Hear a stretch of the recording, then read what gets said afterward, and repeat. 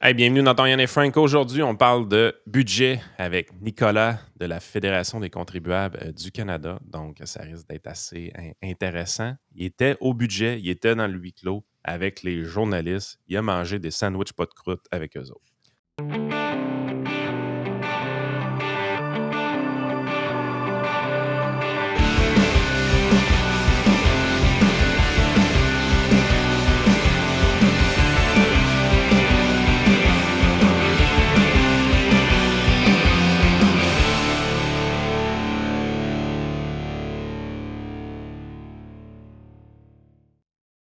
Merci beaucoup, Nicolas Gagnon, d'être avec nous autres. La dernière fois que tu étais venu, on avait parlé de la fameuse taxe sur l'essence, qui est toujours là au Québec. D'ailleurs, il n'y aura pas de. Nous autres, de ce qu'on comprend, ils ne nous enlèvent pas la taxe carbone. Là. Au fédéral, le gouvernement a annoncé qu'il mettait ça à zéro, puis on verra après. Là.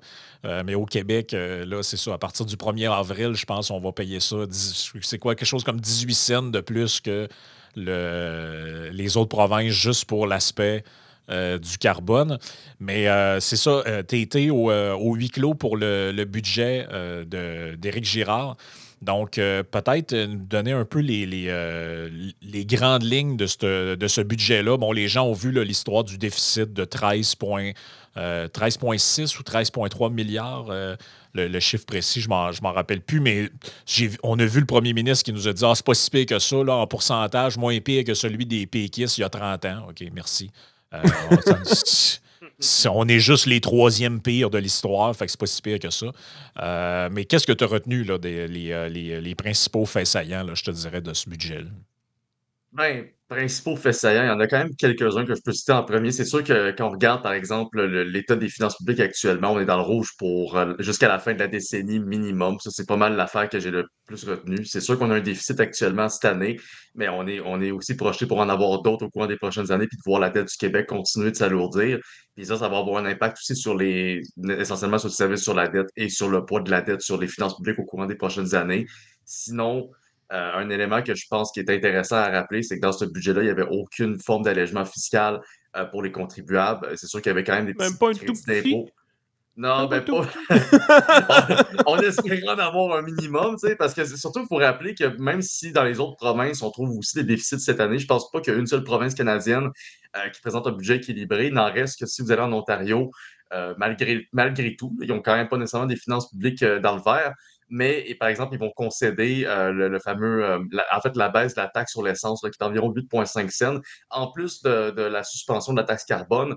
Eux autres, ils avaient décidé de couper la taxe sur l'essence. Ça faisait comme 2, 3 ans qui maintenait ce congé fiscal-là. Puis là, Ford, c'est comme, durant la dernière campagne électorale, s'est engagé à rendre ça de manière permanente. Puis au Manitoba, c'est à peu près la même chose. En fait, là, le gouvernement néo-démocrate de Wapkinew avait suspendu la taxe sur l'essence.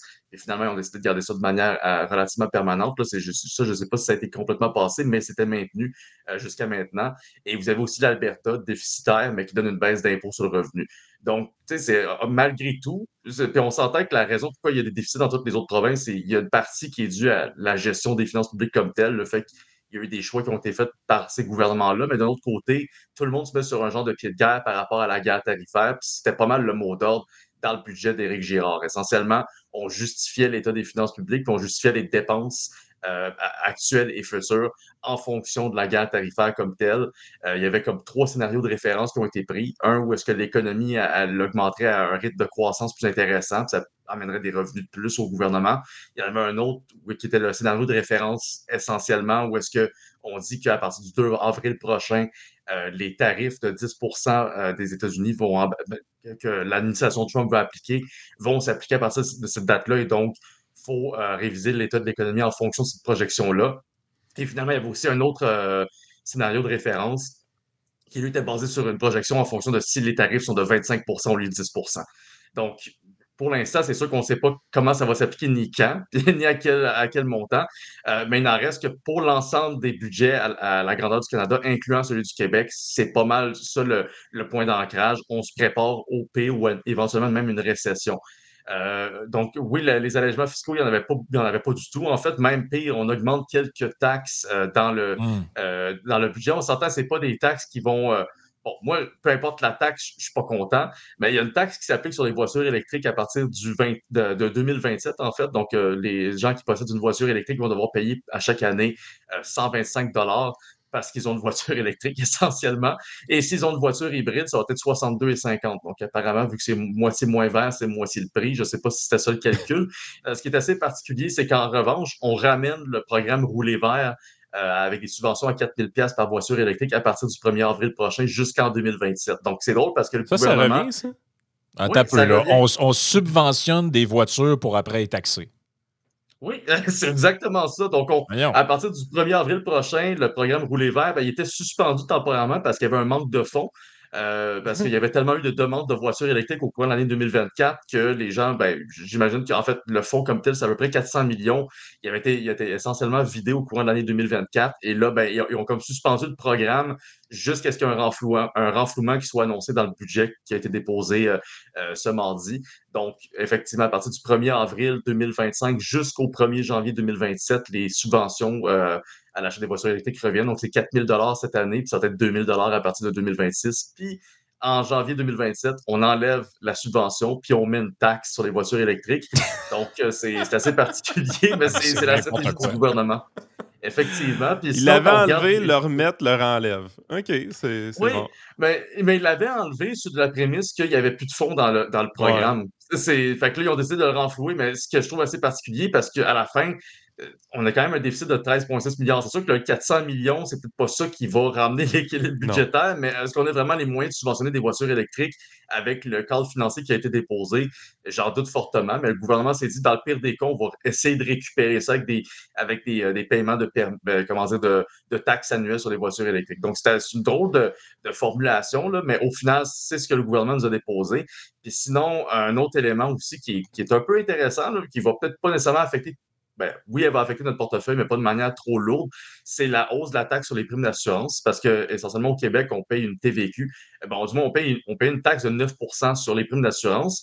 Et là, ils ont dit, 9 c'est pas tout à fait le taux de la TVQ parce que le taux de la TVQ, c'est 9,975. Fait qu'ils ont décidé de l'ajuster, donc de l'augmenter de pas tout à fait un point de pourcentage. Donc, dorénavant, la taxe sur les primes. Exactement, c'est une harmonisation encore une fois. Donc, on passe à 9,975. Ça a l'air de rien, mais c'est comme si, dans le fond, si vous payez environ une facture d'assurance, habitation automobile par année, tout cumulé d'environ 4 000, c'est ça. Ça revient à environ 40 de plus par année que le gouvernement va chercher dans vos poches. Donc, c'est ça, une petite passe-passe comme ça. Mettons qu'au lieu de l'harmoniser puis de prendre le même taux que la TVQ, il aurait dit on va enlever la taxe sur l'assurance puis on va tout simplement appliquer la TVQ.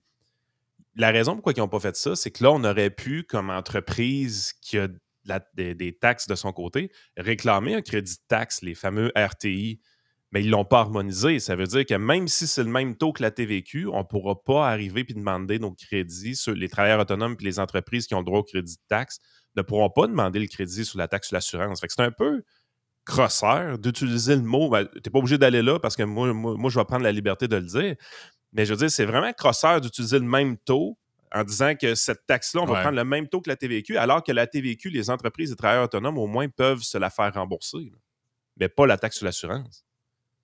Exactement. Fait que, au final, c'est un petit ajustement de rien, comme ils essaient de le passer, mais au final, ils vont quand même chercher une affaire comme pas loin d'1 milliard de dollars au courant des 4 prochaines années, juste avec cet ajustement-là. Fait que j'avais vu les chiffres, je pense qu'en 2029-2030, ils parlent d'environ 316 millions de dollars de revenus pour cette année-là précisément, juste avec un petit ajustement de rien. Fait que, comme quoi, comme tu dis, j'irais peut-être pas chercher le mot crosseur, mais on est quand même pas loin quand même. Donc, on harmonise. C'est ça, c'est. Puis parlant d'harmonisation, je pense que ça, c'est. Il me restait peut-être 2-3 points sur l'ensemble du budget, mais ne serait-ce que des faits saillants, mais le fait saillant qui va m'avoir peut-être retenu le plus mon attention, puis vous pouvez même demander à notre bon ami en commun, Renaud Brossard, dans l'Institut économique de Montréal, parce que j'étais assis avec lui dans le huis clos. Mais une chose qui a attiré notre attention, c'est que dans le budget, il y a encore la mention de l'impôt, ou du moins de la hausse de l'impôt sur le gain en capital. Oui. Et ça, c'est magique, ça. Non seulement c'est magique, mais ça nous surprend parce que comment c'est expliqué, c'est que essentiellement, on va l'appliquer si le gouvernement fédéral va de l'avant. Et je ne sais pas si c'est une erreur de coordination parce que faut comprendre que jusqu'à maintenant, ou du moins jusqu'au courant de la semaine dernière, on pensait encore que l'impôt sur le gain de capital, à la limite, serait augmenté à partir de janvier 2026 au niveau fédéral. Et le gouvernement provincial, ben lui, dans un souci, encore une fois, d'harmonisation, parce que apparemment, c'est très important, ben, ils ont décidé de faire, bon, OK, on va attendre janvier 2026, puis quand ça va se faire, ça va se faire. Et c'est pour ça que dans le budget, ils ont littéralement comptabilisé des revenus en fonction de la hausse de l'impôt sur le gain de capital. Mais vendredi dernier, notre cher premier ministre Mark Carney, qui juste avant le déclenchement des élections, a décidé de suspendre définitivement en fait, ce projet de loi, qui n'a jamais été un projet de loi, mais cette initiative du gouvernement. Donc, essentiellement, on peut le prendre au mot, quoique c'est pas une promesse, c'est quand même une action gouvernementale. Pour l'instant, il n'y a pas de hausse de l'impôt du gain capital qui est prévu à l'agenda du gouvernement fédéral. Bien sûr, si jamais les libéraux sont réélus, peut-être qu'ils vont la ramener. Il n'y a rien qui dit que, mettons que les conservateurs sont élus, ils voient les finances publiques, finalement, ils la conservent. Je veux dire, des promesses, c'est des promesses. On est en campagne électorale, on ne les prendra pas pour acquises. Mais pour l'instant, c'est fait. Sauf que ça, c'est vendredi. Puis le budget, ça a été présenté mardi. Fait que peut-être qu'ils se sont. Généralement, je me serais attendu à ce qu'ils lisent le communiqué de presse, Éric Girard, mais pour le reste, dans le budget, c'était clairement pas indiqué qu'il allait renverser cette décision-là. Et faut au dire final. qu'il imprime encore ça papier, hein? Tu sais, fait que. Oui. Ça, c'est celui de l'année passée que j'ai. Là. Tu dois avoir celui de cette année de ton côté. Là. 458 pages. Probablement, ça ne lui tentait pas de retourner en réimpression suite à la déclaration de Carney. J'ai un petit feeling que c'est ça qui est arrivé. Il y a fort possiblement ça, mais c'est surtout dans les questions qui ont été posées à Éric Girard dans le huis clos. Je ne sais pas si ça a été repris dans les médias par la suite, parce qu'essentiellement, il répondait aux questions des journalistes sur cet enjeu-là. Parce que essentiellement, le retour à l'équilibre budgétaire, présentement, il est prévu pour 2029-2030, avec les différentes économies que le gouvernement espère faire d'ici ce temps-là, puis les revenus supplémentaires. C'est prévu pour cette date-là, puis on est sur la peau des fesses. Là. On a à peu près comme un surplus d'à peu près, même pas 200-300 millions de dollars en 2029-2030, après le versement au Fonds des générations. Sauf que là, si tu enlèves l'impôt sur le gain capital de l'équation, on n'a pas de retour à l'équilibre budgétaire. Un peu, Nicolas, t'es généreux, là. T'es vraiment généreux. Parce que ça, c'est les projections actuelles. non, mais même à ça, moi, il y a une section du budget qui m'a fait tilter raide. OK? Puis je vais vous la lire. Oui. Elle est vraiment intéressante. Un écart à résorber de 1 milliard de dollars en 2027-2028 et de 2,5 milliards de dollars en 2028-2029 et en 2029-2030. Au total, 6 milliards de dollars est prévu au cadre financier. Ainsi, l'équilibre, après versement des revenus consacrés au fonds de génération, sera atteint au plus tard en 2029-2030. Si vous décodez cette phrase-là, ce que vous allez entendre, c'est « écart à résorber ». Ils ont mis dans le budget, pour dire qu'en 2030, là, on a un budget balancé puis on respecte la loi sur l'équilibre budgétaire, ils ont mis un écart à résorber de 2,5 milliards. On n'identifie pas les mesures qui vont être prises, mais il va falloir en prendre. En fait, on l'explique un peu, mais je veux dire, vous allez voir que c'est vraiment louche, cette affaire-là.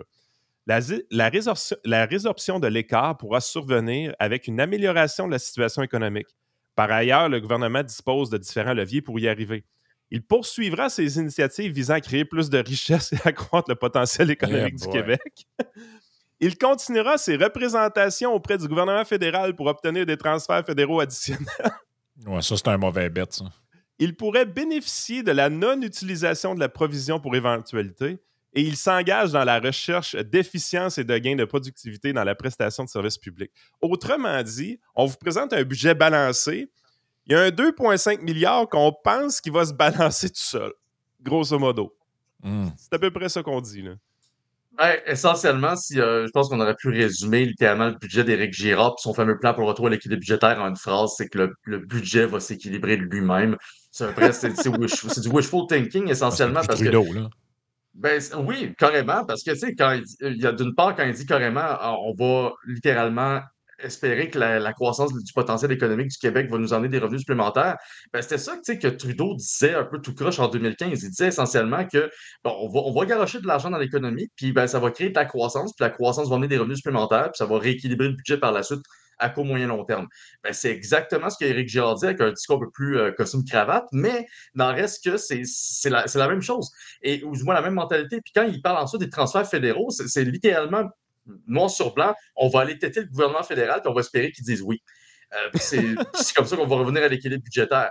Puis sinon, pour le reste, j'ai vu aucun mot-clé là-dedans qui dit qu'on va faire des compressions ou faire des réductions de dépenses, puis ou sinon faire une révision vraiment des dépenses gouvernementales. À chaque fois, il parle de révision des dépenses gouvernementales, mais il s'attaque uniquement au crédit. Ils s'attaquent uniquement comment dire, des programmes clés, mais ils vont jamais plus loin que ce qu'ils ont fait, par exemple, au courant de l'année 2024. Parce que, dans le fond, ils ont essentiellement fait une analyse de tous les différents crédits d'impôts qui sont en place par le gouvernement puis des différentes mesures fiscales, puis ont fait une réévaluation d'environ 170 de ces mesures-là. Puis au final, ils en ont essentiellement éliminé comme une dizaine, quinzaine, pour les remplacer par d'autres crédits d'impôt. Fait qu'il n'y a pas vraiment eu de ménage qui a été fait. Puis tu te dis, Ouais, en c'est un ça. an, on s'attendait à un plan pour le retour à l'équilibre budgétaire, puis un début de ménage à quelque part, puis il n'y a rien de ça qui a été fait en un an, puis on se ramasse avec un déficit qui est encore pire que ce qui était annoncé. Il faut le rappeler, là, le déficit, on a un 13,6 milliards, mais il n'y a pas si longtemps, en novembre dernier, quand ils nous ont présenté la mise à jour économique d'automne, c'était supposé être un déficit d'environ 9,2 milliards.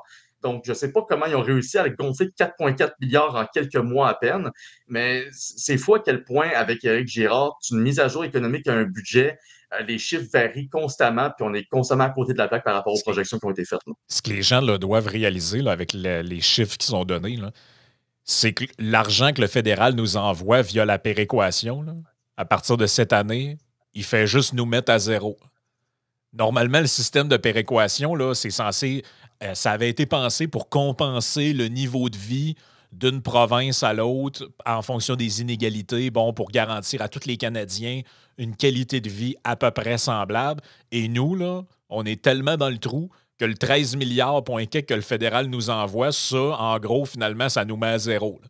Fait que après avoir encaissé le 13 milliards du fédéral, là, on est à zéro, puis après ça, faut gérer le reste. Là. C'est fou quand tu y penses. Là. Le déficit est rendu égal au versement de la péréquation. C'est complètement fou. Puis je me demande des fois si on enlève la péréquation de l'équation comme telle, ce que ça donnerait comme impact sur les finances publiques au Québec. Mais une chose est 26 sûre, milliards de déficit. ben c'est ça. On c'est encore plus dans le trou. Fait que là, finalement, le 1,8 de PIB, parce que François Legault et Éric Girard, ils défendent essentiellement l'état des finances publiques cette année en comparant avec les années précédentes, c'est-à-dire les années du PQ puis du PLQ dans les années 90. Quand le seul moyen que tu trouves pour vanter ton budget, c'est de retourner 30 ans en arrière, il y a un gros problème. C'est sûr que si tu enlèves de l'équation la péréquation, on se ramasse avec un déficit qui serait 2 fois plus important, donc aussi important en termes de pourcentage du PIB que celui des années 90. Fait que, Tu me ah, corriges, Nicolas, mais en 1987, il y a un gros crash boursier et en oui. 1992, il y a une grosse récession au Canada. Mhm. Et où la récession des 15 dernières années? Ben, Girard, il a dit que c'est à cause de Trump qui fait une menace existentielle sur le Québec. OK. Mais je veux dire, en 95, le déficit était gros, mais il y avait eu une grosse, grosse récession en 92. Quand je dis grosse récession, là, des assureurs qui étaient sur le bord de la faillite. Là. Il y avait une Mhm. crise immobilière incroyable dans le commercial au Canada en 92. C'est quoi qui est arrivé dans les 3 dernières années au niveau économique? Moi, je pense que c'est de l'expansion économique qu'on a vécue. Pur et simplement, on a essentiellement fait gonfler la fonction publique, on l'a nourri davantage. On se souvient des concessions salariales qui ont été faites en 2023 aux unions syndicales. Là. Ça veut pas, ça coûte quand même très cher, là, ne serait-ce qu'au niveau des dépenses gouvernementales. Ça a fait grimper essentiellement de 5 milliards par année les rémunérations qui sont versées à la fonction publique. Puis cette fonction publique-là, elle a quand même drastiquement augmenté. Puis pas juste au niveau de son poids, au niveau du coût, mais au niveau de son poids, au niveau du nombre également. Parce que j'allais aussi feuilleter, dans le fond, il y a comme 2 cahiers qui sont distribués durant le Mhm. budget. Vous avez le rapport budgétaire qui, essentiellement, qui est le gros livre de 458 pages qui décrit l'état de la situation. Puis après ça, vous allez voir la stratégie de dépenses du gouvernement du Québec, ou du moins qui est prévue par le Conseil du Trésor. C'est là qu'on voit un peu plus comment les dépenses vont s'appliquer et surtout comment les effectifs vont être déployés parce qu'on a ce qu'on appelle les équivalents temps complet, les ETC, qui sont essentiellement des unités qui nous permettent de référence pour le nombre de fonctionnaires dans la fonction publique, ne serait-ce qu'au Québec. Et en 2021-2022, donc au creux de la pandémie, on avait 557 000 équivalents temps complet, donc fonctionnaires tant dans la fonction publique des ministères et dans le reste des organisations publiques, donc que ce soit l'éducation ou la santé. Cette année, on est rendu à 608 000. Donc, ça a grimpé d'à peu près 51 000 fonctionnaires en tout et partout depuis essentiellement la fin, ou du moins le creux de la pandémie. Et on se rappelle que la pandémie, je veux dire, on n'a jamais eu un déficit. En fait, tous les déficits qu'on a eus depuis les dernières années, que ce soit l'année dernière, le 11,4 milliards ou cette année, c'est tout supérieur à ce qu'on a eu durant la pandémie. À la limite, durant une crise, c'est là qu'on peut un peu plus justifier ou excuser un Ouais. gouvernement qui fait des déficits en temps de crise, que ce soit en temps de guerre, catastrophe naturelle, pandémie, etc. Là, on est dans rien de ça. En fait, on a juste la peur d'une guerre tarifaire et c'est apparemment le justificatif qui est utilisé pour essentiellement dire, ben, écoute, on n'a pas le choix de dépenser davantage, puis on verra comment ça va se balancer dans le futur. Mais quand on regarde entre les lignes, on se rend compte qu'ils n'ont jamais essayé de changer quoi que ce soit au niveau de la machine. Ils n'ont fait que s'alourdir. Puis, par exemple, au niveau de la dernière année, on a augmenté essentiellement les effectifs gouvernementaux de 26 000 unités par rapport aux années précédentes. C'est une augmentation drastique. Puis on disait pourtant qu'au courant de l'année en cours, c'est supposé seulement augmenter de 7 800. Donc, on est passé de 7 800 fonctionnaires qui étaient supposés être engagés à 26 000. Donc, il y a quand même tout un 26 écart 000. là-dessus. Oui, donc, puis encore une fois, on justifie ça en disant, ben, on n'a pas le choix, c'est une situation exceptionnelle, il y a des conditions économiques particulières. Ah Puis ouais. ça, t'es comme, ben, OK, ben là, finalement, on va justifier littéralement toutes les dépenses les plus folles, puis littéralement le manque de volonté à faire des réformes dans la fonction publique québécoise sous couvert qu'on a peur de ce que Trump pourrait faire à partir du bureau Ah, ovale. C'est complètement ridicule, mais au final, c'est le résultat qu'on voit présentement. Puis en plus de tout ça, là, juste vous partager l'écran dans quelques instants, ils ont l'air très, très fiers. Hein, moi, c'est le bout, en fait, depuis 2-3 ans qui me fascine le plus avec ce gouvernement-là, c'est qu'ils nous présentent des budgets catastrophiques et ils en sont absolument fiers. Donc là, et l'autre point relié à ça, c'est que, tu sais, là, dans la campagne électorale fédérale, plusieurs candidats se sont commis à des coupures, à des baisses de taxes ou des baisses d'impôts. Et ce qu'on entend dans les médias, c'est irresponsable, ça, de faire des baisses de taxes et d'impôts parce que on ne peut pas se permettre ça. Sauf qu'il n'y a personne qui se questionne sur, quand il y a un budget, c'est-tu responsable, ça, comme nous annonce Mathieu Lacombe, que là, on annonce 544 millions pour valoriser le patrimoine québécois? Ça bonifie le financement du Conseil des arts et des lettres, ça soutient des entreprises culturelles à travers la SODEC. Et là, on nous dit, là, ce milieu-là, là, son budget, par exemple, là, on augmente encore. Puis lui nous dit, c'est extraordinaire. Il dit, je suis très fier du budget en culture que nous présentons aujourd'hui. Fait que lui, les déficits, ça ne le dérange pas pantoute. Si on va à Éric Girard, c'est pour ça que je partage eux, parce que ce n'est pas nous qui inventons ces chiffres-là, là, les auditeurs. Vous voyez à l'écran le ministre des Finances lui-même qui nous dit que son budget est extraordinaire. Et là, regarde, quand on va dans les détails, il nous dit là, 5,4 milliards pour stimuler la création de richesses, whatever that means. 95 millions pour le secteur forestier, 107 millions pour les minéraux, 42 millions sur 3 ans pour aider les PME à fort potentiel. Peut-être tu pourras nous dire c'est quoi une PME à fort potentiel. Je ne sais pas c'est qui au ministère qui évalue fort, moyen, faible potentiel des entreprises. Peut-être votre entreprise, si vous nous écoutez, est classée par potentiel. Donc, peut-être vous pourriez apprendre que vous n'avez pas de potentiel et d'autres ont un fort potentiel et donc doivent avoir de l'argent. Il y a plein de trucs comme ça là-dedans, là, des trucs pour les retraités. Et j'en ai vu un qui était particulièrement saucé, celui-là ici. 96 millions pour renforcer la capacité d'adaptation au changement climatique. 208 millions pour mettre en place une stratégie québécoise de lutte contre la criminalité, protéger des droits des Québécois et offrir des services aux Autochtones. 173 millions pour promouvoir l'identité du Québec. Donc ça, c'est la slide péquiste du budget. Là. Donc, 173 millions pour l'identité du Québec, le 544 millions en culture. Tu as aussi une place où on nous parle de 247 millions pour des gens dans le besoin, 171 millions pour les services de garde. Et il y avait une affaire aussi sur l'alimentation bio, je sais pas trop, là. Non, mais ça n'a pas de sens, les gars. Ça n'a juste pas de sens. Mais quand je regarde les dépenses, Frank, est-ce qu'ils disent qu'ils ont baissé les budgets du ministère de l'Éducation de 0,7 %? Ça... Il ne l'annonce pas, lui. Hein?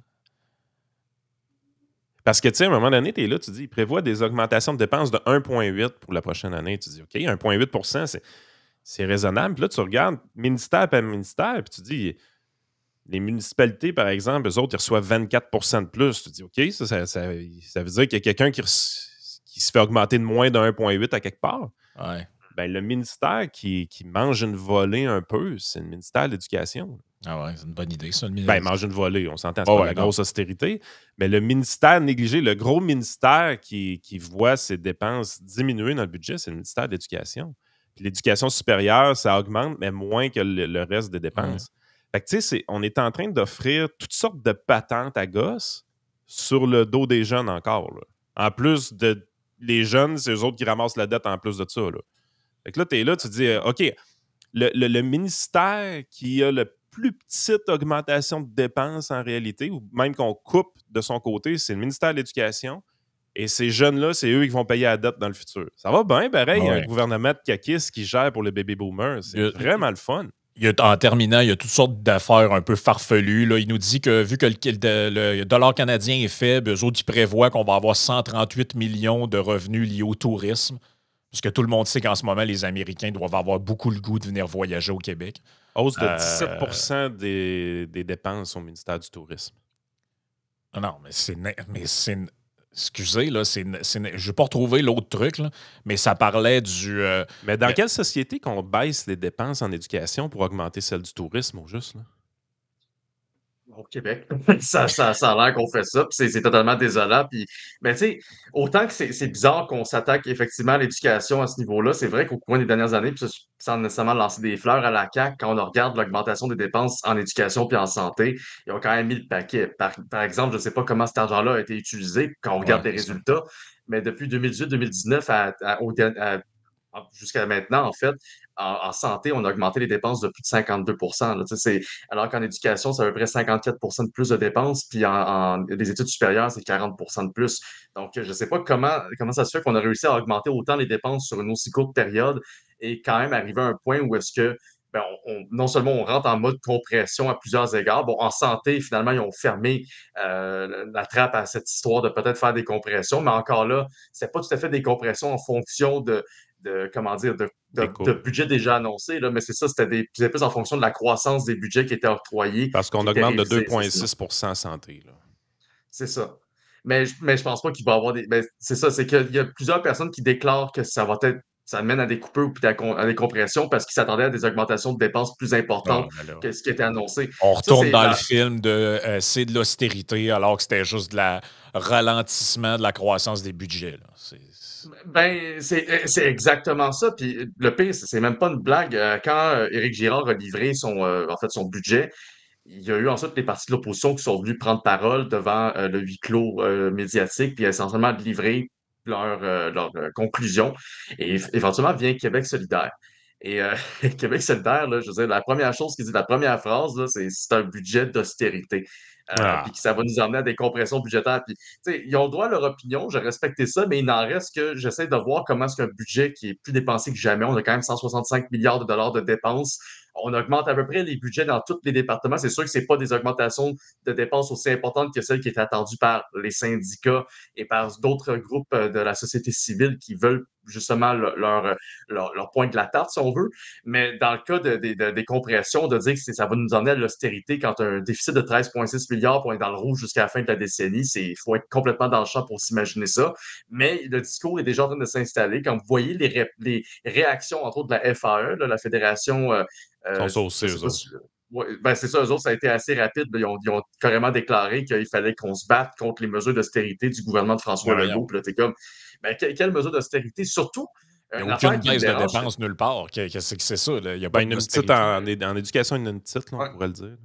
Ou le TPCP, là, il y a 3 millions de moins cette année. Là, c'est comme, OK, ouais, on coupe un peu les dépenses à certains endroits, mais à la fin, s'il y avait eu des coupures, on le saurait avec les. Mais malheureusement, je sais, le résultat parle de lui-même. On nous annonçait un ménage, puis finalement, on a un plus gros bordel que prévu. Donc, j'ai encore discuté à voir où ces compressions-là ont été faites. Puis par-dessus le marché, je rappelle que l'année prochaine, c'est une année électorale 2026. Et je ne connais pas un seul gouvernement dans l'histoire du Québec ou même ailleurs dans le monde, il faudra peut-être m'éduquer là-dessus, où un gouvernement a fait OK, savez-vous quoi, cette année, on tombe en élection, mais juste avant, on fait le ménage des finances publiques, puis on va se battre contre les syndicats.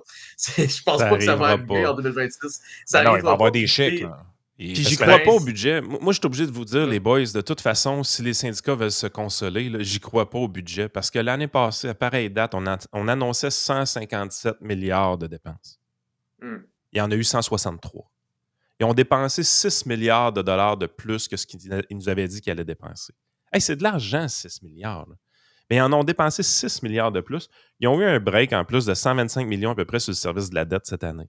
De par certains renouvellements d'obligations, il y avait un break. Mais dans les 2 prochaines années, ce break-là disparaît complètement parce que le service de la dette dans les 2 prochaines années va augmenter de 2 milliards de dollars. À partir de 2026, là, c'est 2 milliards de dollars de plus qu'il va avoir sur le service de la dette.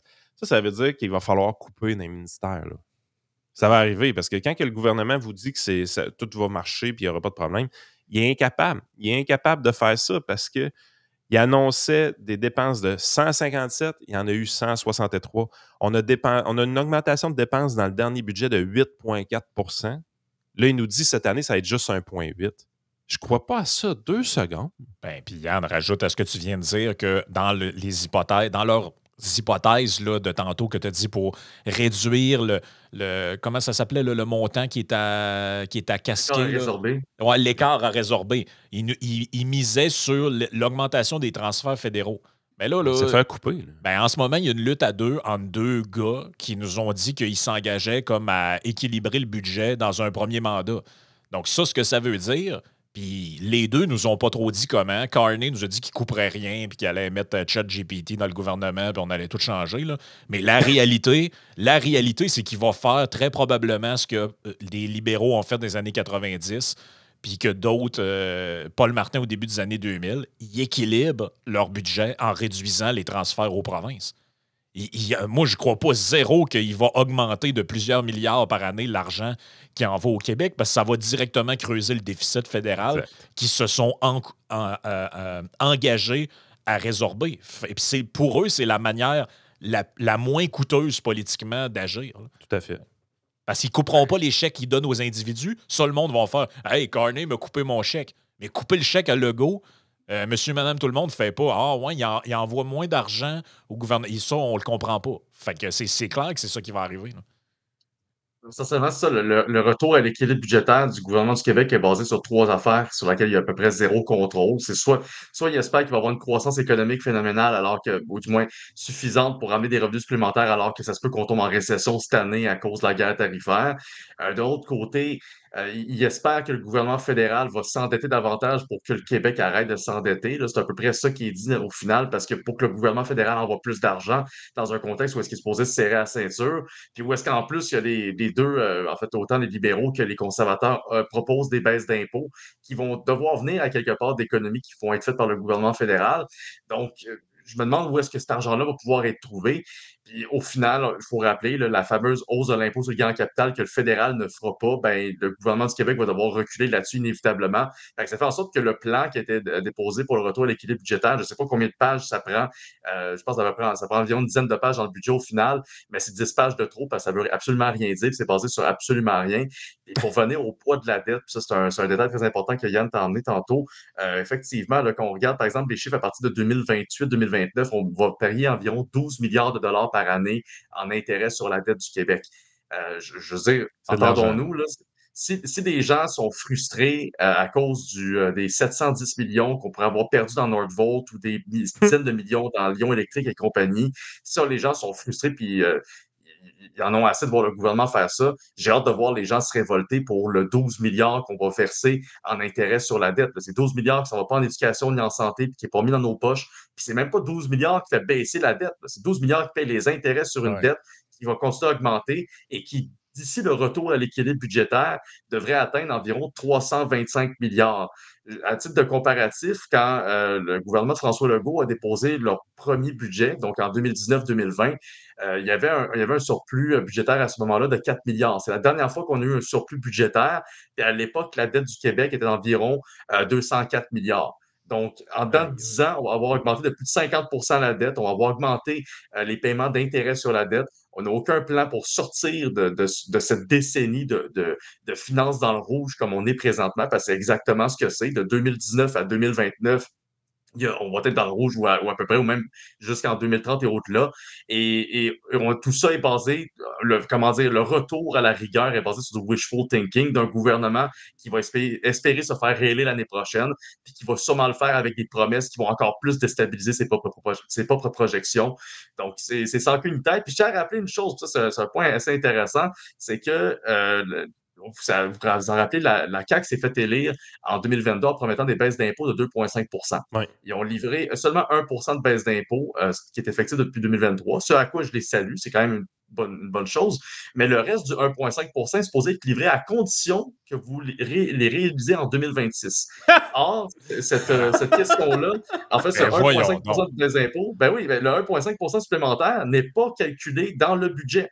Donc, indirectement, ils ont saboté leur propre promesse électorale. Donc, finalement, ils sont Aïe, fait aïe. élire sur une promesse de 2,5 de baisse d'impôts, mais ils n'auront livré que 1 puis ils n'ont pas budgété le 1,5 supplémentaire.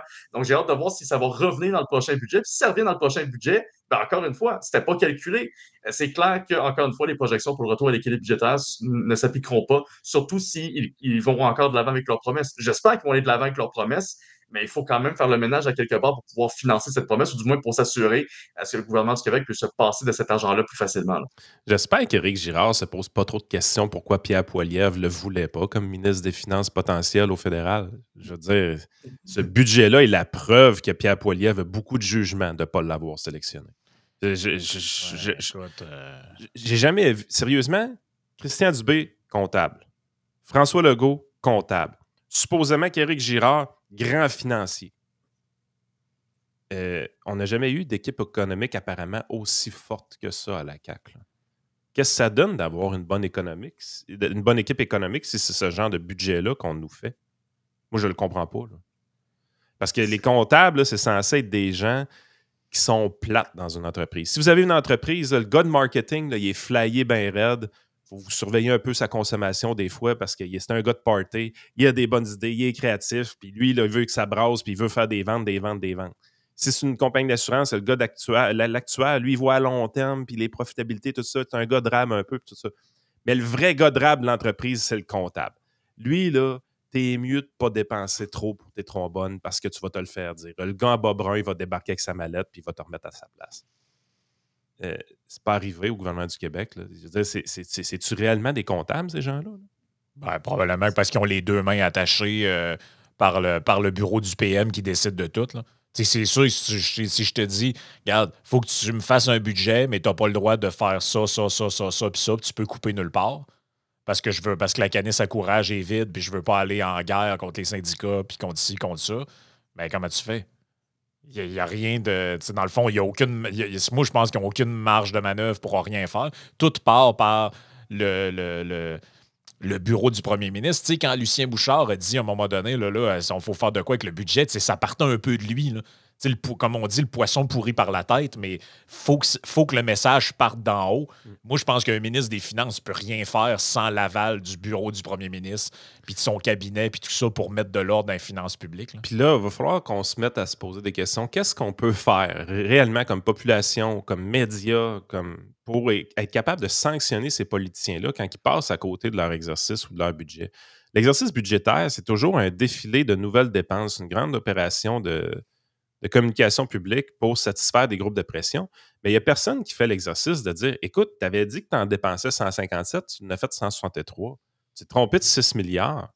C'est quoi la conséquence de passer à côté de 6 milliards comme ça? Y en a-tu des fois des conséquences? Puis je vais te dire pire que ça.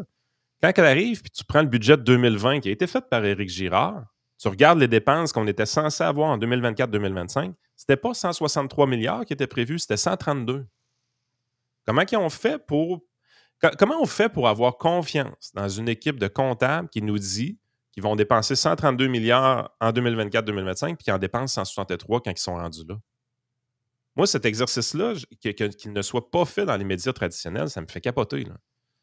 On est quelques bizarres sur Internet à parler de choses comme ça, Mais le gars a dépensé 24 plus d'argent que ce qu'il nous avait dit qu'il ferait en 2020. Et où sa sanction? C'est pas la première fois qu'il nous en passe une petite vite. Là. Je me rappelle aussi dans la dernière mise à jour économique qu'on comparait avec la dette projetée qui était supposée être présentée, ben, du moins pour l'année 2024. On était supposé avoir une dette de 200, si je ne me trompe pas, 235 milliards. Elle avait donc augmenté de peu près 9 milliards depuis l'année précédente. Puis finalement, la dette était rendue à 245 milliards. Donc, il y avait comme un écart de 10 milliards au niveau de la dette qui a été mentionné à peu près nulle part. Là, puis, Exact. puis, en fait, cette erreur de calcul-là est encore bien présente. Je veux dire, au niveau de la dette comme telle, on est rendu avec une dette de 258 milliards. Donc, clairement que au final, on continue d'empiler ça. Mais pour répondre à ta question, quel genre de conséquences ou comment est-ce qu'on pourrait garder ces gens-là imputables? Ben, j'aurais deux suggestions Oh, qu'on ça voit dans d'autres m'intéresse. provinces. Ben, la première, c'est une loi de recall, une loi de rappel. Ça, c'est un peu plus difficile à appliquer parce qu'il faudrait que ce soit carrément voté, ne serait-ce que cette loi-là doit être votée par l'Assemblée nationale. Et ça a été proposé initialement par nul autre que Éric Kerr à une autre époque, Oui. où est-ce qu'il était à l'opposition. Essentiellement, c'est une mesure où est-ce que, essentiellement, on pourrait voter pour la destitution ou pour provoquer une élection partielle dans un comté donné. C'est sûr que c'est un peu plus complexe quand on parle d'un ministre, parce que dans ce cas-ci, c'est le ministre des Finances qui nous a livré un septième budget, ben, un sixième budget à l'encre rouge, ben, un septième budget qui tient sur pas grand-chose, puis qui nous montre des projections qui diffèrent à chaque Mais fois. j'ai comme le Mais feeling qu'avec une loi comme ça, il y a une fédération de contribuables à quelque part qui serait en train de faire signer une pétition dans le comté d'Éric Girard. Je me trompe-tu? oui, ben, on l'aurait fait déjà dans celui d'Éric Kerr, là, déjà avec ce qui s'est passé dans les dernières semaines avec sa clique, je sais, puis je le reprends au mot, puis je pense que c'est toi qui l'avais même publié sur Twitter, éventuellement, sa fameuse citation de 2015 où est-ce qu'il disait qu'il fallait qu'on ait une commission d'enquête publique sur l'octroi des contrats informatiques. Ben, 10 ans plus tard, on se rend compte qu'il avait quand même raison, mais bon, au final, ça aurait été bon d'avoir ce genre de loi-là que lui-même voulait mettre en place. Donc, une loi de rappel, veut pas, ça maintiendrait de la pression sur les élus, ça Oui. les forçait à livrer des résultats un peu plus adéquats. Mais l'autre point que je pense qu'on pourrait rajouter, puis c'est rare que je suggère qu'on engage un fonctionnaire de plus. Généralement, j'en veux beaucoup moins. Mais dans ce cas-ci, je pense qu'il nous faut un directeur parlementaire du budget parce que je ne fais plus confiance objectivement, sans aucune partisanerie, là, je ne fais plus confiance à Éric Girard en tant que ministre des Finances. Jusqu'à maintenant, je veux dire, on a vu beaucoup trop d'erreurs, tant au niveau de Exact. ses propres projections qu'au niveau de ses propres calculs. Puis même au niveau de, comme je disais, son plan pour le retour à l'équilibre budgétaire, c'est une véritable farce. Puis un directeur parlementaire du budget, au moins, c'est un genre de chien de garde supplémentaire qu'on pourrait avoir qui nous dirait vraiment c'est quoi l'état des finances publiques. Et pas juste au niveau du cadre financier ou des déficits projetés, ce genre de choses-là. Je rappelle, par exemple, la question de la filière électrique. Il n'y a pas juste le gouvernement du Québec qui s'est lancé là-dedans, garoché des milliards dans toutes les directions. Il y a aussi le gouvernement fédéral qui l'a fait avec Stellantis, Volkswagen et compagnie. Et quand François-Philippe Champagne disait, par exemple, ça va se balancer, inquiétez-vous pas, le retour sur investissement pour les contribuables va venir sur Ah 10 oui. ans. Mhm. Ben, au final, je pense que c'est Yves Giroux, le directeur parlementaire du budget à Ottawa, il arrivait à dire non, ça va prendre environ entre 20 et 25 ans finalement parce que vous avez mal calculé comment est-ce que, dans le fond, le retour va se faire puis à quel moment le projet va se lancer. Puis donc, essentiellement, lui, il venait corriger ce que le ministre de l'Économie ou le ministre de l'Industrie ou le ministre des Finances disait. Et c'est toujours très intéressant. À la fin, c'est grâce à lui, si on sait que le retour sur investissement du projet de Nordvolt, qui ne se fera possiblement jamais, il allait plutôt se faire sur 15 ans au lieu d'environ 9, comme il disait au départ. Là. Donc, puis ça, encore une fois, c'est un retour sur investissement sur 15 ans. Si Nordvolt se fait un jour, sinon, c'est carrément juste des pertes. Mais donc, c'est deux outils comme ça à la fois, une loi de rappel pour maintenir la pression sur Oui, les élus, puis un directeur parlementaire du budget pour garder un œil sur les finances. j'aime ça. Écoute, en terminant, l'affaire qui me passait par la tête, c'est l'année passée, tu sais, dans un budget, il y a toujours des trucs un peu sournois là, qu'il faut fouiller pour trouver. Là. Puis l'année passée, on avait trouvé qu'il avait mis une taxe sur les cigarettes supplémentaire et une taxe sur les voitures usagées. Là, on disait, mais tu sais, c'est drôle, il n'y a pas un groupe de gauche qui parle de ça nulle part, alors que c'est des taxes ultra régressives. Là. Tout le monde comprend que tu sais, les voitures de 20 ans, c'est qui conduit ça là, sur les routes du Québec. Là. Tu sais, c'est des gens pas fortunés, puis beaucoup des gens, des nouveaux arrivants, puis tout ça. Là. Normalement, il aurait dû sauter là-dessus. Personne n'a parlé de ça. Est-ce que dans le budget, cette année, tu as vu des trucs, bon, on a parlé de l'histoire sur la taxe sur les véhicules électriques qui a beaucoup sorti, mais est-ce que tu as vu des mesures un peu sournoises qui avaient l'air comme cachées là-dedans ou qui n'ont pas été discutées beaucoup? Là? Ça, c'est une bonne question. À part la question des primes d'assurance, que je trouvais ça un petit peu Ouais. particulier, qui ont juste essayé de faire cette modification-là par en arrière. Pour les voitures électriques, ils n'ont pas juste ramené déjà ramené le programme rouler vert sans le faire en grande pompe. Ça, j'ai trouvé ça quand même assez particulier. Mais il y a aussi la fin des autres types d'exemptions qui étaient disponibles pour les voitures électriques, entre autres. Je ne savais même pas ça. Mais il y avait la gratuité des passages sur les ponts à péage, Ouais. sur Ouais. les traversiers, qui ne sera plus en vigueur à partir du 31 mars 2027. Fait que ça, bon, c'est pas la fin du monde comme tel, mais il en reste que ça m'a fait un peu sourire. Sinon, la réforme du droit d'immatriculation pour les voitures de luxe, parce que jusqu'à maintenant, il y avait une taxe qui s'appliquait pour tous les véhicules de plus de 40 000 parce qu'apparemment, c'est un véhicule de luxe à 40 000 ce qui n'est pas du tout le cas. Je veux dire, bonne chance pour trouver une voiture électrique à ce prix-là, d'ailleurs. Et puis là, ils ont décidé d'élever, en fait, finalement, ce seuil-là à 62 500. Je veux dire, encore une fois, à 62 500, je ne vois pas en quoi c'est un véhicule de luxe, mais il n'en reste que, finalement, si vous avez, par exemple, un véhicule de ce type-là, vous allez économiser un peu d'argent. En fait, non, c'est le gouvernement va aller chercher environ un peu plus d'argent, environ 225 de plus sur les véhicules de 70 000 et plus en relevant ce seuil-là. Donc, c'est des petites mesures de Parce que je rien, pense qu'il augmentait le mais taux d'1% aussi. Hein. Il relevait le oui, seuil, mais la taxe était augmentée, si je ne me trompe pas. exactement. Ben, c'est ça, c'est en augmentant la taxe qu'ils vont chercher ces revenus-là supplémentaires. Donc, même si au final, il faut économiser un peu pour les contribuables qui s'achètent des véhicules qui valaient 45 000 puis qui ne voyaient pas en quoi c'est un véhicule de luxe. Donc, c'est une genre d'économie, mais avec une taxe cachée en OK. contrepartie. Fait que Fait mettons que, que tu sais, tu achètes un véhicule électrique, on va dire, de 65 000 ils te subventionnent pour l'acheter.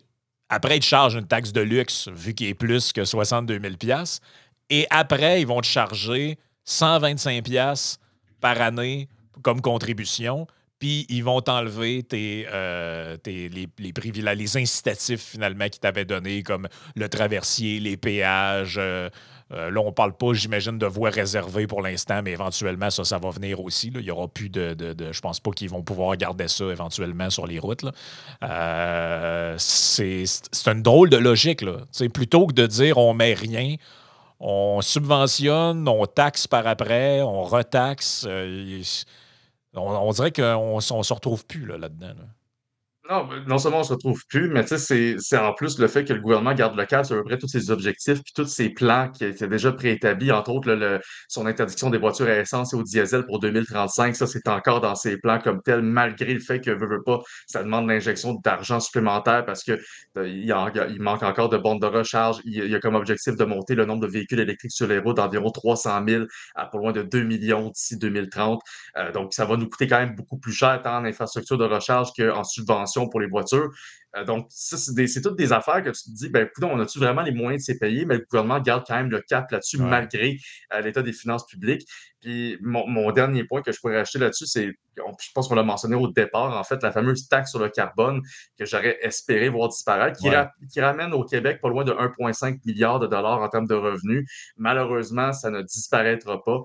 Donc, un très mauvais poisson d'avril qui s'en vient mardi prochain parce que non seulement ce budget-là, au final, pour les contribuables qui étaient mauvais, tant pour les contribuables actuels, mais aussi les contribuables du futur. Là, je veux dire, les futures générations vont payer longtemps pour ces déficits qu'on a accumulés sous la CAQ, mais par-dessus le marché, on va être la seule province à ne pas avoir une seule forme d'allègement fiscal à partir de mardi prochain, parce que essentiellement, la taxe sur le carbone, ne serait-ce qu'elle est suspendue au niveau de son intensité dans 8 provinces sur 10, et la Colombie-Britannique vient de s'engager à faire pareil à partir du 1er avril pour sa propre taxe carbone provinciale.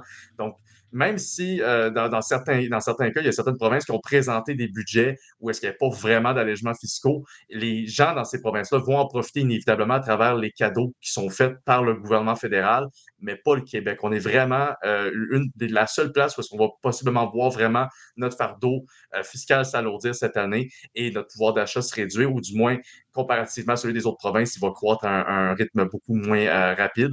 Et on a quand même le fait qu'on a des finances publiques dans le rouge pour encore très, très longtemps. Aïe, aïe. Il y a une affaire, le bouclier fiscal, ça s'est-tu discuté un peu? Parce que quand Frank parlait tantôt des mesures sournoises qui étaient très ciblées vers les gens les plus démunis, le bouclier fiscal, écoute, ça date quand même de plusieurs années. Ça avait été sorti par la gang de Sherbrooke, si je ne me trompe pas, autour de Luc Godbout, parce qu'on disait qu'il y avait des situations où est-ce qu'on décourageait le travail. Donc, si une personne, c'était souvent une femme monoparentale, par exemple, qui gagnait $1 supplémentaire, elle se retrouvait dans la situation qu'elle payait plus que ça en impôts avec la perte de crédit d'impôt qu'elle avait et tout ça. Donc, on avait sorti une forme de crédit d'impôt qu'on appelait le bouclier fiscal pour éviter ces situations-là, qu'il n'y ait jamais personne qui soit découragé de travailler plus, autrement dit. Puis là, subtilement, dans le document budgétaire, on dit « Ah, ça marche plus ou moins. Là. Il y a eu des changements dans les crédits d'impôt. » Fait que finalement, pouf, ça disparaît.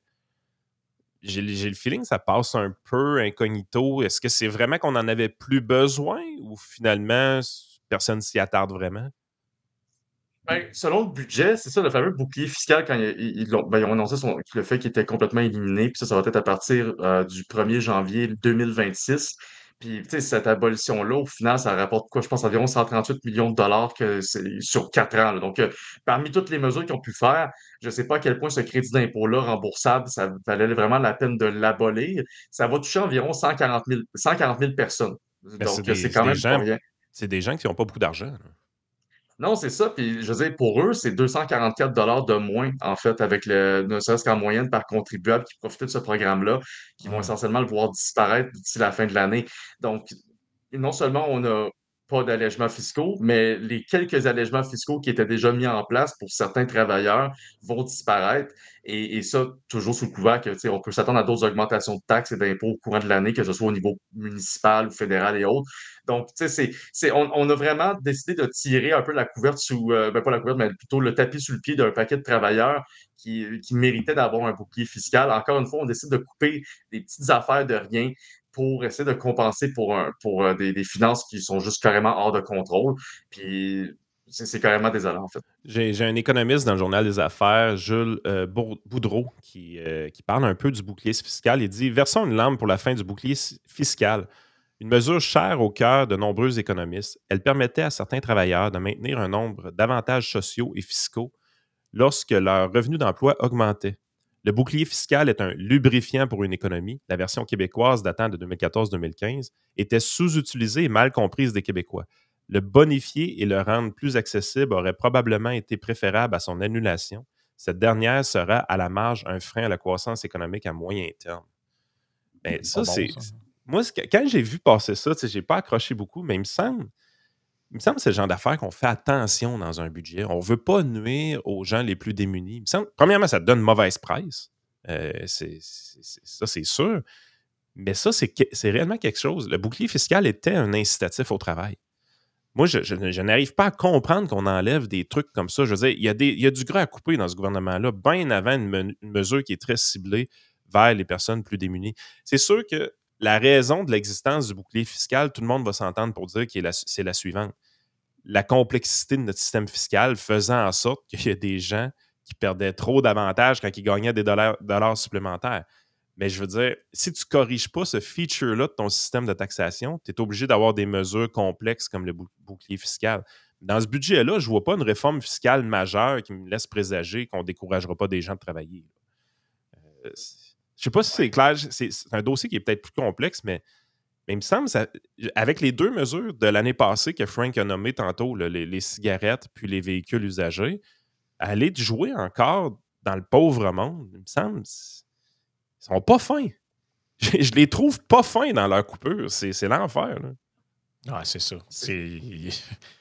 Mais c'est plus le fun d'annoncer 500 quelques millions en culture, puis 200 millions dans les aliments bio, puis ce genre de trucs-là, ça permet de bien paraître.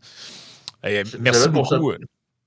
J'avais donné mon chapeau d'aluminium par rapport aux fameux 544 millions de dollars en culture, puis dire que ça, c'est après le Trump Derangement Syndrome, ça, c'est la réaction à Abatiello. Là. Essentiellement, je me dis, la culture, je ne sais pas si c'est Mathieu Lacombe qui a réagi comme ça, mais honnêtement, c'est un investissement qui est assez particulier, encore une fois. Là. Encore une fois, non, puis de toute façon, pensez pas qu'ils vont changer de ton en disant qu'ils en ont assez, puis que c'est correct, puis qu'on est satisfait maintenant. Ça va être encore la même ritournelle de on crève, on n'a pas d'argent, puis le gouvernement ne nous aime pas. Puis s'ils pensent s'acheter la prochaine élection en faisant plaisir aux artistes, là, ça a déjà été essayé par d'autres gouvernements, puis ça marche pas. C'est ça. Merci beaucoup d'avoir été là, Nicolas Gagnon, pour nous expliquer tout ce qu'il y avait à savoir sur ce budget 2025 de Éric Girard, qui a réussi à battre lui-même son propre record. Donc, il avait fait le pire l'année passée. Il a réussi à faire le pire cette année. Donc, bon travail continu, comme on disait dans les bulletins quand j'étais plus jeune. Moi, j'aurais plutôt tendance à dire capable d'un meilleur résultat. Ça, c'était plus ça qu'il faudrait qu'on mette là-dessus. Donc, merci d'avoir été là et on se reparle une prochaine fois. Ça fait plaisir. Merci pour l'invitation, puis on se reparle très bientôt. Merci.